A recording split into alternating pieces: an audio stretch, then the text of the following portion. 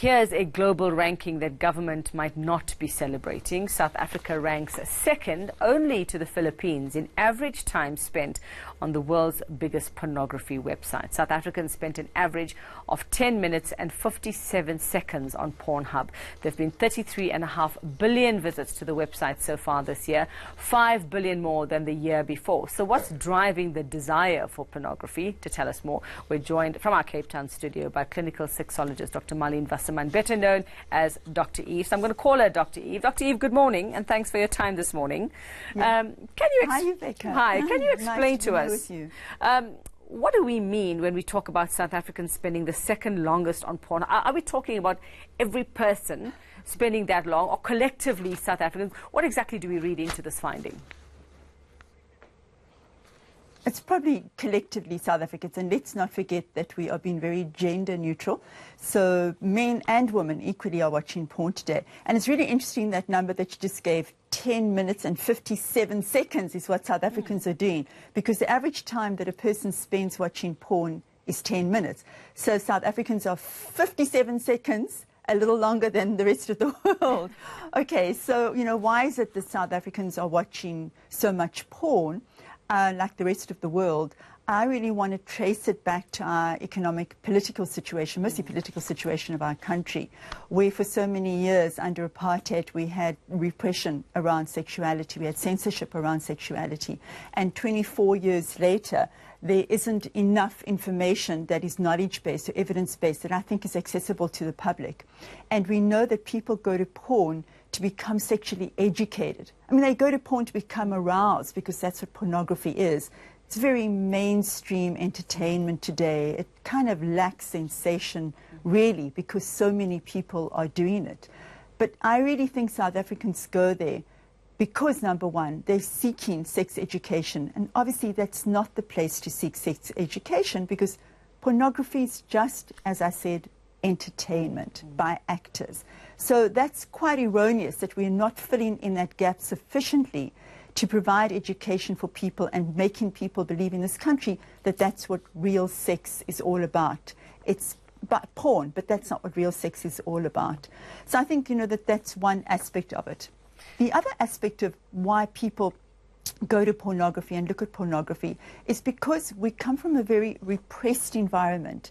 And even though we have a very progressive constitution that says there will not be discrimination at any level for anybody, irrespective of gender or sexual orientation, our attitudes and our own personal sense of shame remains very strong in this country. So it's very difficult to, first of all, find information about your own particular kind of sexuality or arousal cues. It's very difficult to talk to a partner about what you really enjoy sexually. So going to porn allows you to explore and to express parts of your sexuality that you are repressing and that you'll absolutely find on porn, and makes you feel kind of normalized. So it removes some of the shame and the repression. Dr. Eve, I mean, would we look at when people are visiting these sites? Can we be more specific as to whether it is certain times of day? Is it a certain time of the year? Do we look at certain, you mentioned socioeconomic, you mentioned political, when the economy is doing particularly badly and people are stressed, and it might be for, I don't know, stress relief reasons that they're visiting sites. Can we link it to things like that? Right. Yes, absolutely. There's a lot of data around that. So the time when people are mostly on porn sites is between 10 p.m. and 1 a.m., which is kind of paradoxical, because that's a time when people should be snuggling in bed and being sexual with their partners. So that's when people are mostly there, when they get some private space and some time out of their regular day. I also want to really differentiate between people who have impulsive obsessive sexual difficulties, and that's about 10% of the population who really spend an inordinate amount of time online and would tell you that I actually have a problem with it, that it actually causes me distress, because that's clinically what I'm going to look for as a clinician. The rest of us just go on to porn because it just is there, it's accessible, it's anonymous, and because we just kind of find it easier to do than to actually negotiate a sexual situation with a partner. We also want to put it into the context of looking at how relationships have changed today. And we look at kind of the new normal, or what's called the future of sex. And we're looking at emerging data that tell us that, first of all, people are having way less sex with each other than they used to. We have a whole new genre coming out about tech sex, robot sex, artificial intelligence, and people are veering that direction.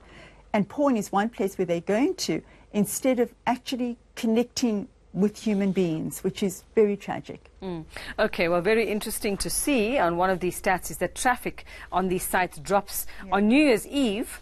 An incredible 44% last year, New Year's Eve. So obviously people are busy doing other things. Unfortunately, Dr. Eve, that's all we have time for this morning. But for those who are wondering, yes, the ones who hold the top slot, thanks to your time, the ones who hold the top slot, the Philippines, who beat us to it, if you want to look at it that way, they spend on average 13 minutes and 50 seconds on porn sites. So there you have it. Thanks very much, Cape Town clinical sexologist, Dr. Marlene Wasserman, better known as Dr. Eve, explaining it for us. Well.